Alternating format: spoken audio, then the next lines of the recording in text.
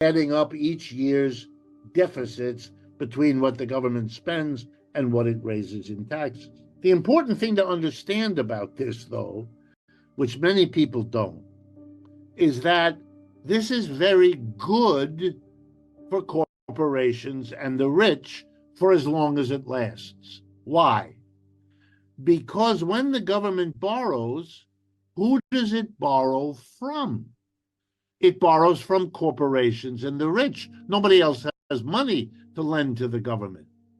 So here what we have, the government lets corporations and the rich not pay taxes and then comes back to them and says, lend the government the money that you didn't. For corporations and the rich, this is, of course, wonderful.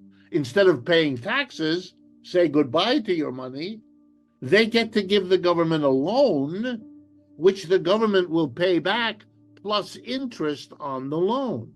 So for corporations and the rich, going ever deeper into debt is perfectly acceptable, which is why corporations and the rich are now permitting, here in the United States, we run deficits in the trillions of US dollars every year, like this year. And corporations and the rich, they worry only because at a certain point, when you borrow more and more, you run the risk that some of the lenders, the very corporations and the rich, will decide it is too risky. You are so in debt that there may be an uprising from the people which will say you cannot repay the debt. You have to take care of us first. Now, China is a lender to the United States government. China and Japan are the number 1 and 2 lenders to the US government. China has been demanding repayment in dollars.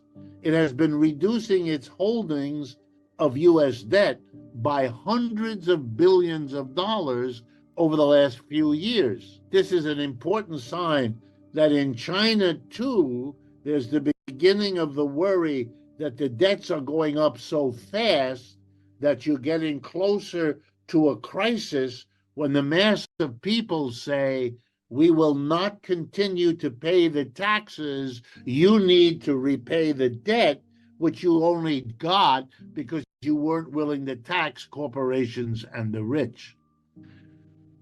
That's why in the United States, an enormous amount of time and energy is spent by leading economists to explain deficits and national debts in every conceivable way other than what I've just told you, because they don't want the mass of people to realize that a debt is simply postponing the burden of taxation on the employees in order to benefit the employers who get out of paying a tax and have a government loan instead.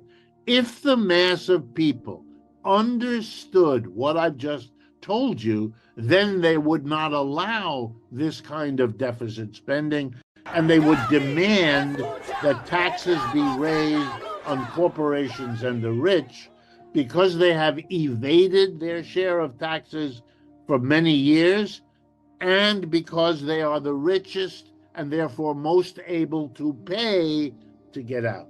But my guess is we're not going to solve this problem until it blows up.